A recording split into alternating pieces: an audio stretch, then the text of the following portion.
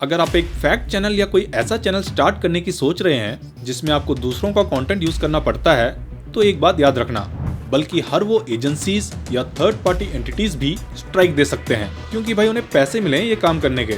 तो आपको कभी पता ही नहीं चलेगा कि कौन सा कंटेंट ऐसी एजेंसी के अंडर आता है। सिर्फ एक स्ट्राइक से पता चलता है, लेकिन तब तक तो पूरा डैमेज हो चुका होता है। यूट्यूब तो सीधा आपका वीडियो रिमूव कर देता है और चैनल पे एक स्ट्राइक दे देता है। अब ये स्ट्राइक सही है या गलत, ये प्रूफ करना क्रिएटर का काम है, जिन्होंने अपनी यूट्यूब जर्नी में करीब 11 करोड़ रुपए कमाए थे, लेकिन अब उनका चैनल एग्जिस्ट ही नहीं करता।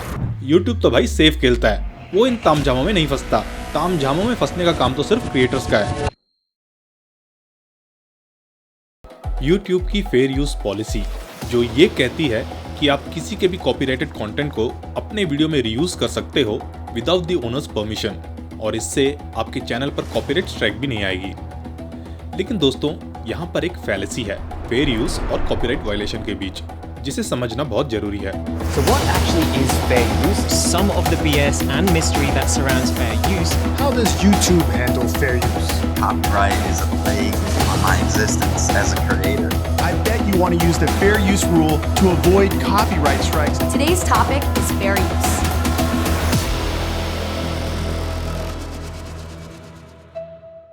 अगर आप किसी का भी कंटेंट यूज कर रहे हो, तो YouTube की फेयर यूज पॉलिसी के तहत आप कॉपीराइटेड मटेरियल को criticism, comment, news reporting, teaching, scholarship या रिसर्च के पर्पज से इस्तेमाल कर सकते हो। यानी अगर आप किसी दूसरे का फुटेज अपने वीडियो में यूज कर रहे हो, तो उसे एज इट इज यूज नहीं कर सकते। उसमें आपका खुद का कुछ वैल्यू एडिशन होना चाहिए या कुछ रिमार्क होना चाहिए।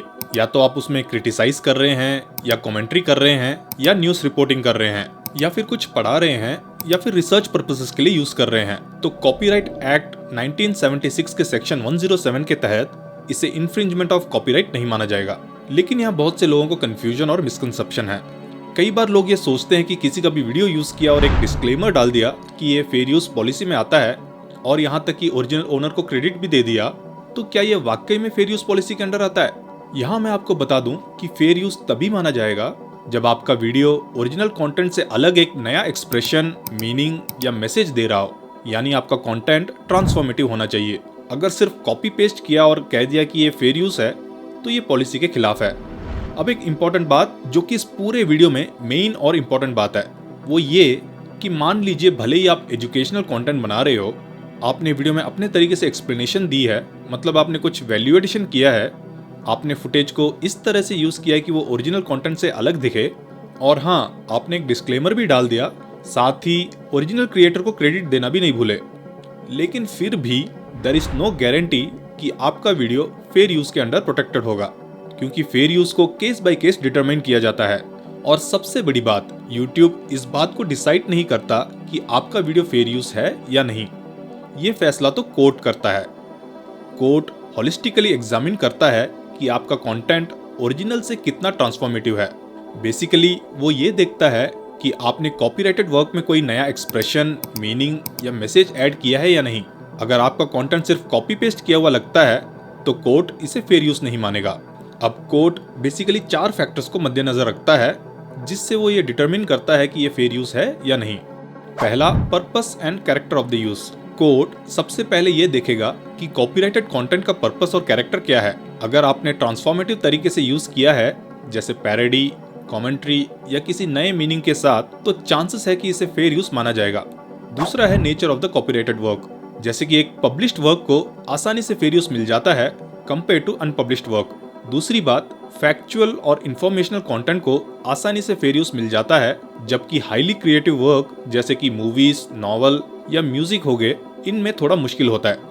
तीसरा है amount and substantiality of the portion used. Court ये भी देखेगा कि आपने कॉपीराइटेड वर्क का कितना हिस्सा यूज किया है। जितना कम पोर्शन इस्तेमाल करेंगे, उतना ही अच्छा रहेगा। अगर आप एक छोटा पोर्शन और एक रेलेवेंट पोर्शन का इस्तेमाल करते हो, तो फेयर यूज मिलने का चांसेस ज्यादा होता है। बट इसका मतलब ये नहीं कि आपने कुछ ही सेकंड का क्लिप यूज किया है या म्यूजिक यूज किया है तो वो फेयर यूज है। अगर जो आप क्लिप यूज कर रहे हो वो important part of the work है, भले ही वो कुछ ही सेकंड्स का हो, आपको उस पे फेयर यूज नहीं मिलेगा। चौथा है effect on the market for the original work. अगर आपके यूज से ओरिजिनल वर्क की मार्केट वैल्यू या पोटेंशियल रेवेन्यू को कोई नुकसान हो रहा है, या उसको कोई विजिबिलिटी या क्रेडिबिलिटी नहीं मिल रही है, तो उसे ऐसा फेयर यूज कंसिडर नहीं किया जाएगा।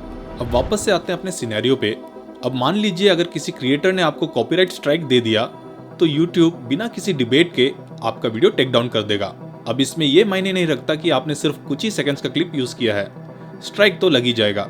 और जब भी कोई किसी को स्ट्राइक देता है तो YouTube उसे भी अलर्ट करता है कि भाई स्ट्राइक तो दे रहे हो सकता है ये फेयर यूज के अंडर आए, तो एक बार रिकंसिडर कर लो।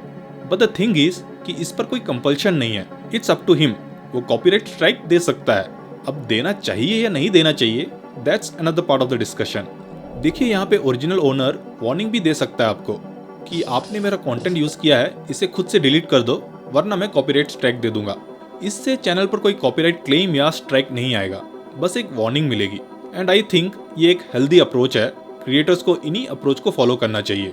दूसरा ऑप्शन ये है कि वो कॉपीराइट क्लेम दे सकता है जिसमें वीडियो लाइव रहेगा एंड आपके चैनल पर कोई स्ट्राइक नहीं आएगी, लेकिन उस वीडियो की सारी अर्निंग्स ओरिजिनल क्रिएटर के पास चली जाएगी, बट आपके चैनल पर कोई इम्पैक्ट नहीं पड़ेगा।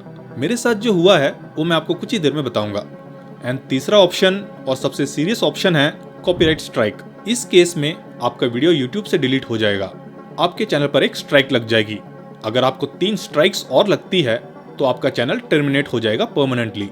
सिर्फ यही नहीं, आपके और जितने भी एसोसिएटेड चैनल्स हैं वो सब भी टर्मिनेट हो जाएंगे और उन्हें कभी रिस्टोर नहीं किया जा सकेगा, चाहे चैनल कितना ही पुराना क्यों ना हो और कितने भी सब्सक्राइबर्स क्यों ना हो।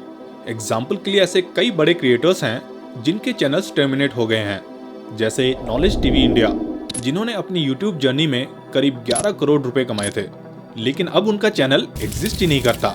ऐसे और भी कई केसेस हैं। यहाँ पे इस सिचुएशन में दोनों पार्टी की माइंडसेट क्या होती है मैं एक्सप्लेन करके बताता हूँ। देखो, जिसका ओरिजिनल कंटेंट होता है उस बेचारे ने मेहनत की होती है, उन्होंने पैसे खर्च किया और एफर्ट लगाया प्रोडक्शन में, शूटिंग में, एडिटिंग में। उनके एम्प्लॉयज़ भी होंगे जिन्होंने टाइम दिया है उस वीडियो को बनाने में और एक देखने लायक कंटेंट बनाया है। सो नेचुरली उनका ये सोचना सही है कि हमने इतना एफर्ट लगाया और कोई और बिना परमिशन के इसका फ़ायदा उठा रहा है। दूसरी तरफ जो क्रिएटर्स दूसरों का कंटेंट यूज़ करते हैं उनका आर्ग्यूमेंट ये है कि हम तो फेयर यूज़ कर रहे हैं, अगर एक्शन रिएक्शन ही नहीं होगा, कोई कमेंट्री नहीं होगी, कोई दूसरों के वीडियो पे अपना रिएक्शन ही नहीं दे पाएगा, तब तो यूट्यूब का कोई मतलब ही नहीं रह गया। सारे न्यूज़ चैनल्स तो रिपोर्टिंग करते हैं, वो किसी इंसिडेंट पे किसी इंडिविजुअल द्वारा ली गई फुटेज को दिखा ही नहीं पाएंगे कि भाई कॉपीराइट लग जाएगा। बट ऐसा होता नहीं है। अगर ऐसा होता तो यूट्यूब भी नेटफ्लिक्स, अमेजॉन प्राइम या हॉटस्टार जैसे प्लेटफॉर्म की तरह बन जाता, जहां सिर्फ ओरिजिनल कंटेंट अपलोड होता है। मेरा तो सीधा फंडा है दोस्तों, अगर कोई मेरा कंटेंट यूज करता है तो मैं यूजुअली उन्हें परमिशन दे देता हूं, मुझे कोई आपत्ति नहीं है। हाँ, अगर क्रेडिट देते हैं तो और भी अच्छा है। इनफैक्ट जो मेरा ट्रैवल चैनल है वहाँ पे लोग एज इट इज मेरे वीडियोस को उठा के अपने चैनल्स पर यूज करते हैं, मैंने कभी उन्हें कॉपीराइट स्ट्राइक नहीं मारा। इनफैक्ट मेरे इस चैनल पर भी काफी लोगों ने मेरे कंटेंट को वहीं का वहीं कॉपी करके अपने प्लेटफॉर्म पर यूज किया है, बट ऑनेस्टली स्पीकिंग मैंने कभी रिएक्ट नहीं किया। मेरा मानना है कि अगर कंटेंट किसी को वैल्यू प्रोवाइड कर रहा है और वो एथिकल तरीके से यूज कर रहा है तो मुझे उससे कोई प्रॉब्लम नहीं है। आखिर हमारा मकसद तो यही है ना कि ज्यादा से ज्यादा लोगों तक अपनी बात पहुंचाना और उन्हें हेल्प करना। सो जैसा कि मैंने पहले बताया कि लोग कॉपीराइट क्लेम का मिसयूज करते हैं, तो कैसे करते हैं मैं बताता हूँ। मेरा जो ट्रैवल चैनल है उस पे मैं NCS के रॉयल्टी फ्री म्यूजिक्स को वीडियो में यूज किया करता था और वो खुद कहते थे कि you can use our musics in your videos, just give credits. But use करने के कुछ ही हफ्तों बाद I received a copyright claim और उन्हें अप्रोच करो कि भाई आपने ही तो कहा था कि यूज कर लो, तो इसका कोई रिस्पॉन्स ही नहीं। तो बस पैसे कमाने के लिए लोग ऐसा भी काम करते हैं। सो द थिंग इज, अगर आप एक फैक्ट चैनल या कोई ऐसा चैनल स्टार्ट करने की सोच रहे हैं जिसमें आपको दूसरों का कंटेंट यूज करना पड़ता है, तो एक बात याद रखना, अगर आप बड़े बड़े ऑर्गेनाइजेशंस या मीडिया चैनल्स का कंटेंट यूज करते हो तो कॉपीराइट स्ट्राइक का चांसेस रिलेटिवली कम होता है। मैं ये नहीं कह रहा कि वो कॉपीराइट स्ट्राइक देते ही नहीं, बट उनका फोकस यूजुअली ब्रॉडर होता है और छोटी छोटी चीजों पे रिएक्ट करने का उनके पास टाइम नहीं होता। लेकिन अगर आप किसी इंडिविजुअल क्रिएटर, स्पेशली छोटे क्रिएटर्स का कंटेंट यूज करते हो तो दिक्कत आ सकती है।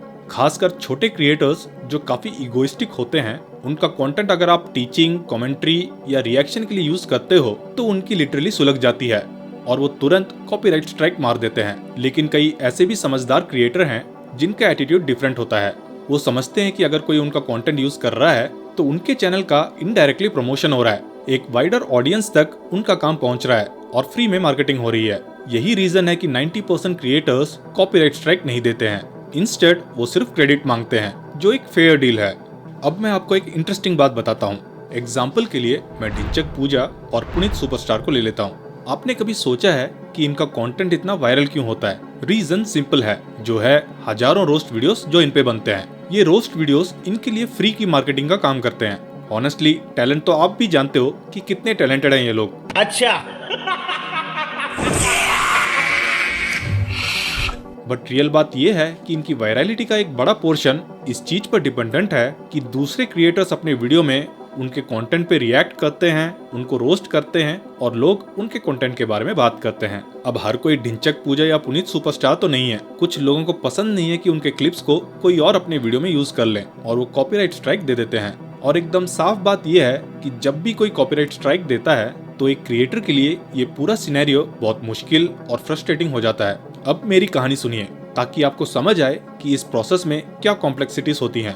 मैं पैरेलली एक और फैक्ट चैनल रन कर रहा था जिसमें इंग्लिश में शॉर्ट्स पोस्ट कर रहा था।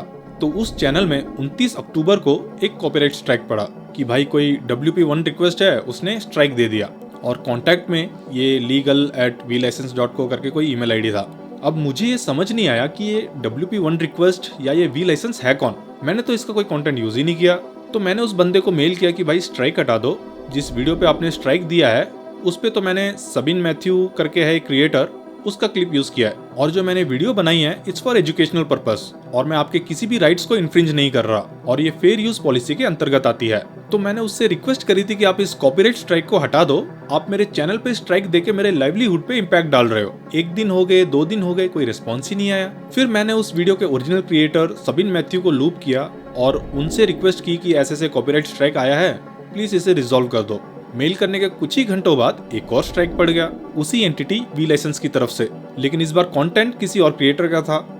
अब मेरी कंफ्यूजन और बढ़ गई, ये vLicense आखिर है कौन और ये अलग अलग क्रिएटर्स का कंटेंट क्यों क्लेम कर रहा है? मुझे तो लगा कि ये बंदा ही फेक है और ये फेक स्ट्राइक है। तो YouTube कस्टमर सपोर्ट पे मैंने क्वेरी डाली कि एक ऐसा बंदा है जिसने 2 स्ट्राइक्स डाली हैं अलग अलग कंटेंट पे, जिनके ओरिजिनल कंटेंट ओनर्स भी अलग अलग हैं, तो क्या ये स्ट्राइक जेन्युइन है? उनका नेक्स्ट डे रिप्लाई आता है और कहते हैं कि ये टेकडाउन वैलिड है और हम इसमें कुछ नहीं कर सकते। स्ट्राइक तो आपके चैनल पर रहेगा। आप चाहे तो रिट्रैक्शन के लिए उनको मेल कर सकते हो या फिर 90 डेज वेट कर लो, ये स्ट्राइक अपने आप एक्सपायर हो जाएगा। अब रिट्रैक्शन के लिए कितना ही मेल करूं, वो तो रिस्पॉन्ड ही नहीं कर रहा है। आपने किसी को स्ट्राइक दिया है, उसके लाइवलीहुड को अफेक्ट किया है, इतना तो रिस्पॉन्सिबिलिटी रखिए कि आप रिस्पॉन्ड करें। मैंने सबिन मैथ्यू को फिर से मेल डाला और पूछा कि क्या आपका इस एंटिटी यानी vLicense के साथ कोई एसोसिएशन है? भाई आज तक कोई रिप्लाई नहीं आया, ना ही vLicense से और ना ही सबिन मैथ्यू से, और कोई फोन का रिस्पॉन्स नहीं, व्हाट्सएप पर भी कोई रिस्पॉन्स नहीं। मुझे बाद में पता चला, उनके वेबसाइट से ये क्लियर हुआ और सबिन मैथ्यू के टीम से भी मेरी चैट हुई तो पता चला कि एक थर्ड पार्टी एजेंसी है जो क्रिएटर्स के कंटेंट को लाइसेंसिंग करती है और उन्हें प्रोटेक्ट करती है। तो भाई रिस्पॉन्ड तो करो, आप एक एजेंसी चला रहे हो, कम्युनिकेशन का कोई मीडियम ही नहीं है। इनफैक्ट एक नए नंबर से व्हाट्सएप से भी कनेक्ट करने की कोशिश की, सोचा एक कस्टमर बन के कनेक्ट करता हूँ, उसमें भी कोई रिस्पॉन्स नहीं। मुझे तो समझ ही नहीं आया ये किस तरह की एजेंसी है। उनके बायोडेटा में लिखा है कि उनका काम है क्रिएटर्स की मदद करना, लेकिन कम्युनिकेशन जीरो है। ना ईमेल का कोई जवाब आता है, ना व्हाट्सएप पर कोई सुनवाई होती है। तो इस तरह के सिचुएशन में बंदा हेल्पलेस हो जाता है। आपको समझ में नहीं आता कि करना क्या है, और सबसे बड़ी बात, आपको तो पता भी नहीं कि और कौन कौन से वीडियो पे स्ट्राइक मिल जाए। खासकर जब आपके चैनल पर 300 से 400 वीडियोस हैं और आपने अलग अलग क्रिएटर्स के क्लिप यूज किए हैं, तो आपको कभी पता ही नहीं चलेगा कि कौन सा कंटेंट ऐसी एजेंसी के अंडर आता है। सिर्फ एक स्ट्राइक से पता चलता है, लेकिन तब तक तो पूरा डैमेज हो चुका होता है। यहाँ मेरे केस में भी 2 स्ट्राइक्स पहले से आ चुकी थी। तीसरी स्ट्राइक आती तो मेरा चैनल टर्मिनेट हो जाता और इसके साथ ही मेरे बाकी के एसोसिएटेड चैनल भी उड़ जाते। इस सिचुएशन में मेरे पास सिर्फ एक ऑप्शन बचा था कि भाई सारे के सारे वीडियोस डिलीट कर दो ताकि कोई और स्ट्राइक ना आ जाए। सोचिए, महीनों का मेहनत, कंटेंट क्रिएशन, एडिटिंग, सारा टाइम और एफर्ट एक ही दिन में खत्म हो गया। अब आप कहोगे कि फेयर यूज क्लेम क्यों नहीं किया, ये तो एजुकेशनल कंटेंट है। तो जैसा मैंने वीडियो के स्टार्टिंग में बताया कि जब फेयर यूज क्लेम की बात आती है तो YouTube खुद इस बारे में कुछ डिसाइड नहीं करता। अगर स्ट्राइक आती है तो YouTube बिना सोचे समझे वीडियो टेक डाउन कर देता है और क्रिएटर पर उसे प्रूफ करने की जिम्मेदारी डाल देता है, और ये मैटर सेटल होता है कोर्ट में। यानी फेयर यूज क्लेम करना भी एक अननेसेसरी का तामझाम है जिसमें आपका टाइम, एफर्ट और पैसे लग जाएंगे। आपको एक लीगल एडवाइजर हायर करना पड़ेगा, और ये लड़ाई लड़ने का मतलब है कि आप अपना सारा काम छोड़कर इन तामझाम पे लग जाओ। जबकि YouTube इस पूरे प्रोसेस में खुद को सेफ रखता है।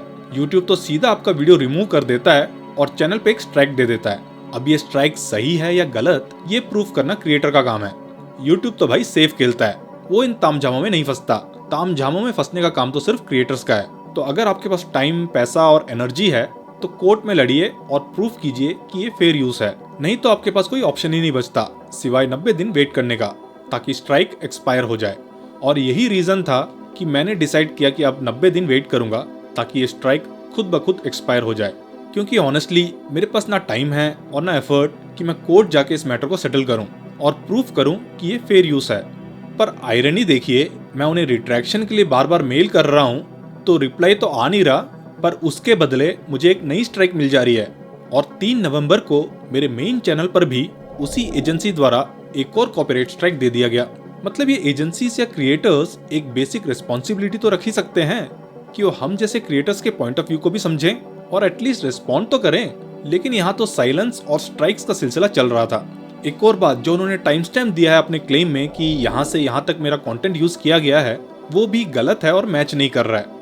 यूज हो रखा है कुछ 10 से 12 सेकंड का और उन्होंने क्लेम कर दिया कि भाई मेरा पूरा वीडियो यूज कर लिया है। मतलब यूट्यूब इतना भी चेक नहीं करता कि भाई ये बेसिक इन्फॉर्मेशन भी करेक्ट है कि नहीं। मैं तो क्लियरली समझ गया कि आप प्रोसेस और पॉलिसी के तहत कितना भी करेक्ट हो, बट अगर आप ऐसे सिचुएशन में फंस गए हो तो आपको अपने आप को प्रूफ करने के लिए लड़ाई लड़नी पड़ेगी। और ये इतना सिंपल नहीं है क्योंकि ये प्रोसेस ही इतना कॉम्प्लिकेटेड है। आपको ना सिर्फ फेलो क्रिएटर स्ट्राइक दे सकते हैं, बल्कि हर वो एजेंसीज या थर्ड पार्टी एंटिटीज भी स्ट्राइक दे सकते हैं जिनके पास लाइसेंस है। और वो कौन कौन है और आपके कौन कौन से रीयूज्ड कंटेंट का लाइसेंस उनके पास है, आपको पता भी नहीं चलने वाला। ये लोग बिना सोचे समझे स्ट्राइक दे देते हैं क्योंकि भाई उन्हें पैसे मिले हैं ये काम करने के। सो मेरे सिचुएशन में मुझे जो सही लगा वो यही था कि I have to wait for 90 days ताकि ये स्ट्राइक हट जाए। And to prevent more strike to come, मैंने वो सारे कंटेंट हटा दिए जिस पे कॉपीराइट स्ट्राइक का रिस्क था। मेरे 1 साल के एफर्ट्स में मैंने करीब 358 शॉर्ट्स और 54 वीडियोस पोस्ट किए और करीब 89 शॉर्ट्स और पोस्ट किए थे दूसरे इंग्लिश चैनल में।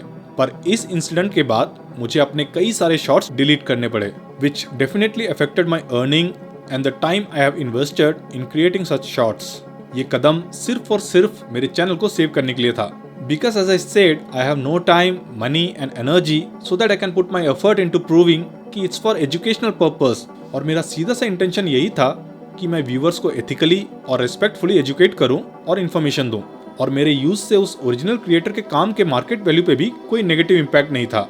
सारा कुछ फेयर यूज पॉलिसी के तहत यूज किया गया था। But still I went hopeless and this is the reality of fair use policy. So मेरी एडवाइस ये है कि आप ऐसी पॉलिसीज को वाइसली यूज करें। क्या चीज आपके सपोर्ट में है और क्या नहीं, ये आपको तभी समझ में आएगा जब आप खुद उस सिचुएशन में होंगे। तो दोस्तों, ये था मेरा एक्सपीरियंस और मेरी सीख जो मैंने आपके साथ शेयर की। आई होप ये आपके लिए हेल्पफुल होगा और आप अपने कंटेंट क्रिएशन जर्नी में इससे कुछ इंस्पिरेशन ले पाएंगे। मिलते हैं नेक्स्ट वीडियो में। अपना कीमती समय देने के लिए धन्यवाद।